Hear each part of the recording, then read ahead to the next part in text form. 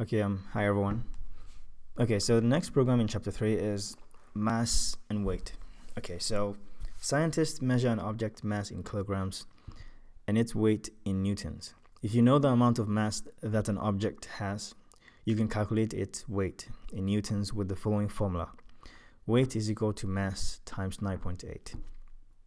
Okay, so write a program that asks the user to enter an object mass and then calculate its weight. If the object weighs more than 1,000 newtons, display a message indicating that it is too heavy.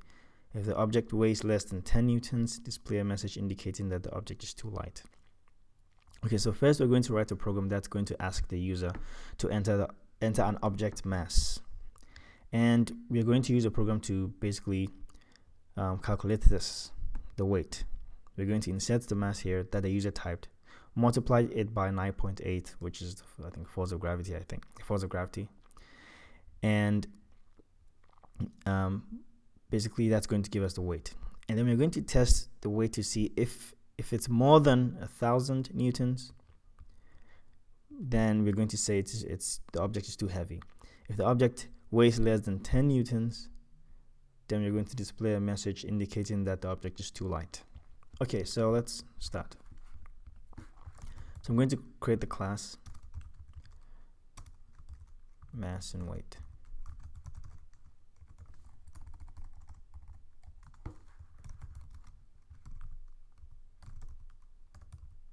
In the main method.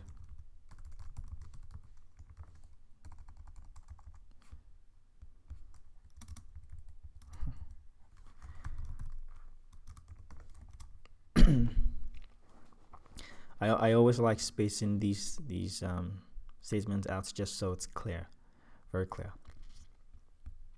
Normally I do this when I'm coding myself. I actually space them out this way, but line breaks not all the time. For example, sometimes I'll just do this, but I'll still space them out this way, and the line breaks will be close like this, something like that. But sometimes I also put spaces in them just to make it clear. It depends on, I do both of them, but definitely I space these out just so it's very clear, like these. Because I was coding in JavaScript actually, and I found out this website called JSLint that basically goes through your code and tells you that you have to add spaces here and there. It was a fun web feature that I encountered, and I loved it. So since then I've been applying that to all my code. That's in JavaScript. Anyway, it's jslint.com, I think, and you can just paste your JavaScript code in there, and it's going to walk you through making sure that it's clean and it's nice, spaced out nicely. Anyway, so yeah, I've created a main method here. So since we're going to be accepting input, I'm going to go ahead and use a scanner for this one. So I'm going to import the scanner class so that the program has access to it, and that's going to be java.util.scanner. We've added that to this page. This document, so this program has access to the library, that whole class, so it can use its methods and attributes in there. Okay, so now we have to go ahead and create a scanner object so we can use it. So scanner, I'm going to call it scanner as always. For most of the time I call it scanner. So I'm going to create a new scanner object in memory, and I'm going to connect it to the keyboard, which is my system's main input device, which receives byte info, and I'm going to connect it to the scanner object. Later on I'll use the methods in the scanner class to convert it to doubles or integers or whatever I need it converted to. Okay, so now that we have the scanner, I can go ahead and ask the user to enter the mass, because it said that if you know the amount of mass, the amount of mass an object has, you can calculate its weight. in newtons with the following formula. So we need to ask the user to first type in the object's mass. So system.out.println please enter the object mass, right? Okay, I guess. Anyway, okay, the object mass. Okay, so now we can use the scanner object now to prompt a text box, allow the user to enter in the object's mass. It's going to store that value in the keyboard buffer. And that same method, we're going to use a method to retrieve that value and store it in a variable. Okay, so first we're going to use a scanner, and we're going to call the method the next double method, because the value could be 98.2 kilograms or something. Okay, so this is going to prompt a text box. It's going to allow the user to enter a value. It's going to store it in the keyboard buffer, and this same method is going to retrieve the next double, which is going to be the value that the user just entered, and return it. But if it returns it, there's nothing to receive it here. There's nothing to receive it on the outside. So if it's returning the value that the user just typed, we need another variable to hold that value, and so it's basically returning back, it's going to be returning the mass that the user just entered. So we need a variable. I'm going to call it mass. It's going to be a double. We need this variable, and that's going to hold the mass. So basically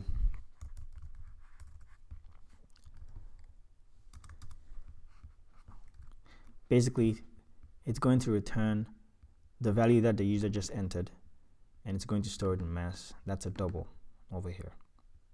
I hope I didn't confuse anyone. Okay, so now that we have the mass, we can go ahead and use it in this formula. Okay, we need another variable also to hold the weight. So double weight, and based on this formula, weight is going to be equal to mass times that's the asterisk key or symbol, 9.8. Now we can go ahead and declare a constant, a final double or constant that's going to hold this 9.8. But this is also fine, because I don't think 9.8 is going to change. It's a constant. So it makes the program more organized and more neat, I think. But this will also work fine. But we can declare another variable by saying, let's say, a final double, and then call it force of gravity or something, and then store this 9.8 in it, and over here replace this 9.8 with the name of the variable, force of gravity, if we went ahead and used it. But I'm just going to leave it this way. So weight is going to be equal to mass, the mass that the user just entered, which is this one, and I'm going to multiply it by 9.8, and that's going to give us the weight. Okay, so now we need to test on the weight, because it said if the object weighs, over here, it starts here, if the object weighs more than 1,000 newtons, display a message indicating that it is too heavy. So let's start with that. So let me just create the structure. So if the weight, sorry, my typing is not the best. If the weight of the object is, see over here, it says more than 1,000 newtons. So if the weight is greater than 1,000, then we should display a message indicating that it is too heavy. So we can actually include the variable and then say system.out.print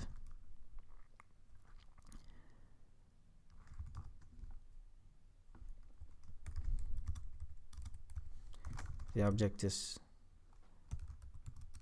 too heavy. Okay, I'm actually going to use a printf so we can actually see the value and format it. So I'm going to use system.out.printf, and I'm going to say the object weighing, and I'm going to use a format specifier like a placeholder, percentage f for float, for the floating point number is too heavy, and I'm going to place that format specifier, that float, with the mass, the weight actually. So the object weighing percentage f is too heavy. Weight is going to place this percentage f. Now we can later on format it. With this, with leaving it like this, it's going to format the weight to 6 decimal places. That's how many decimal places a float is formatted by default, if you don't format it by adding more stuff or more parameters to it, or more kind of parameters in between the percentage sign and the f. Okay, so if it weighs more than 1,000 newtons, then the object weighing, let's say 26.5 kilograms, I'm just saying, it's too heavy. Actually, it will be light, but it's too heavy. Yeah. So we have another Boolean expression over here. It says, if the object weighs less than 10 newtons, display a message indicating that the object is too light. So else if, there's another if clause there. So else if the weight of that object, which we've calculated here, is less than 10,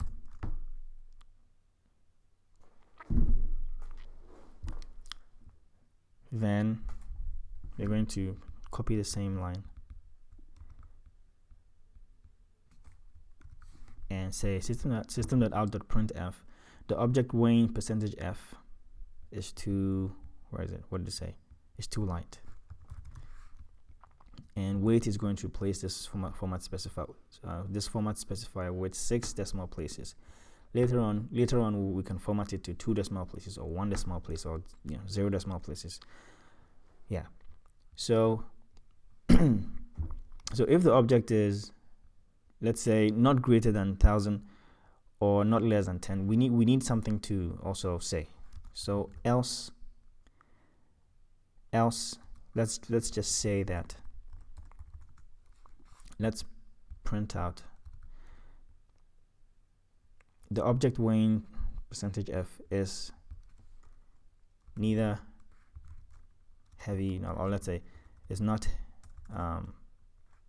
is not heavy nor light. Okay, it's not heavy nor light. Okay, did the program say we should say that? It didn't say that, but we just added it just so that if it's, let's say, 15, it is not less than 10, it's not greater than 1,000. So we would say we have added that ourselves, and then we are saying the object weighing, let's say 55.7 kilograms is not heavy nor light. Okay, or we can change the message to whatever we want. Okay, so first let's just see how this is going to format to. So I'm going to go ahead and compile it, and I'm going to create a new, let me see where we are. Yeah, create a new folder, and I'm going to call this mass and weight.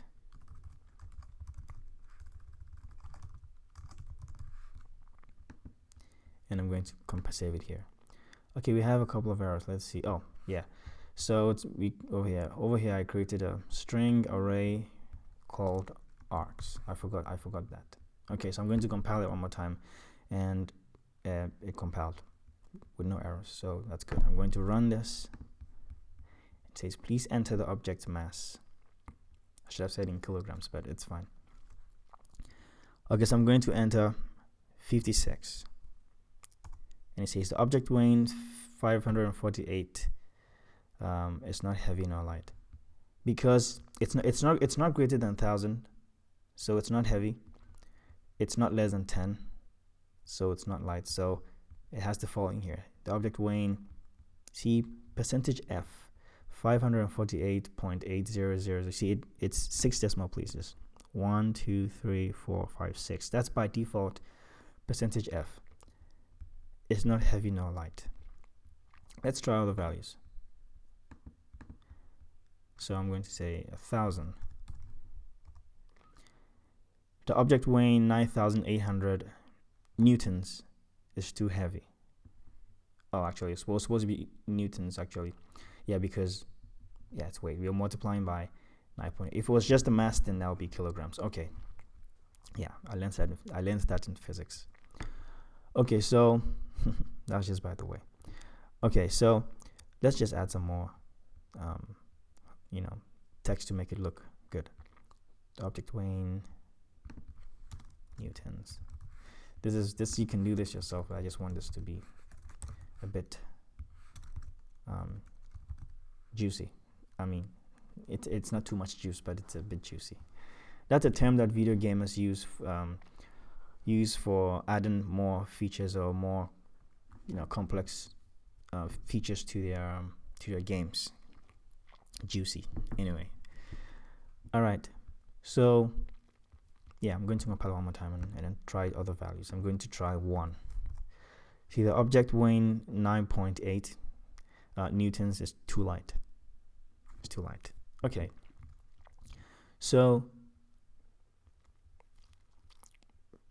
it's formatting with 6 decimal places. Let's say we wanted, that's 1 decimal place. Let's say we wanted just 9.8, or we wanted, let's say, we wanted 764.4 newtons. It's not heavy nor light. So now, because we use this format specifier, weight is going to replace this, but we are formatting it to 1 decimal place. You just put a 0.1 decimal place in between the percentage sign and the F, which stands for float. So 0.1, 0.1. And again, it's system.out.printf instead of the regular println.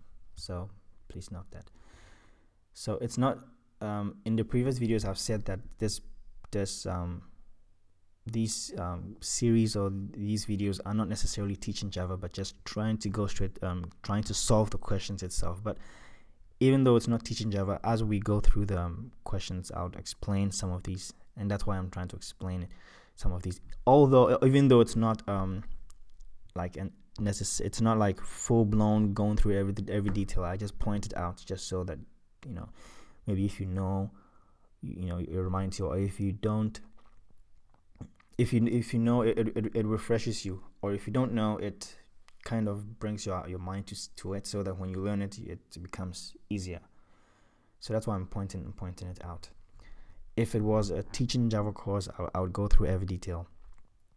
But it's just trying to solve the questions. But nonetheless, I'll still go through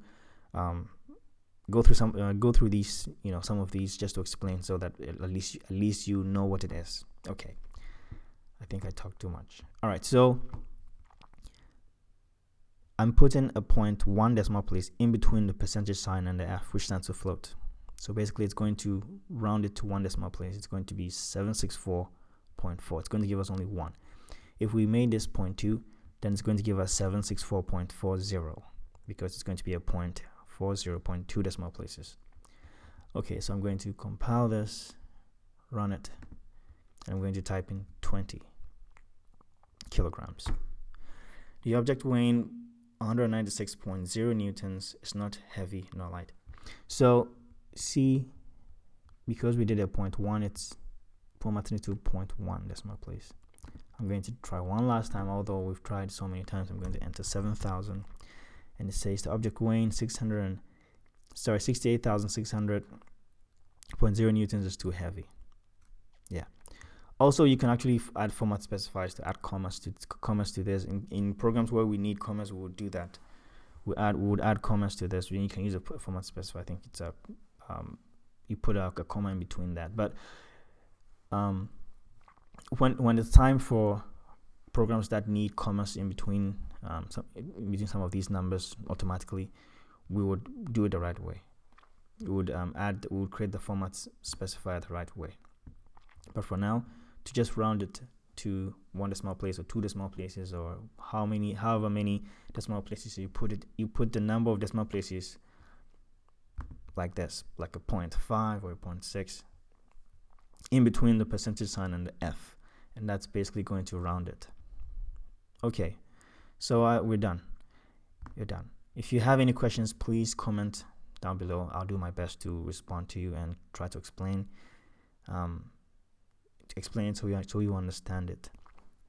And yeah, thank you very much for watching. I'll see you next time with the next program. Take very good care of yourself, and bye-bye. Thank you.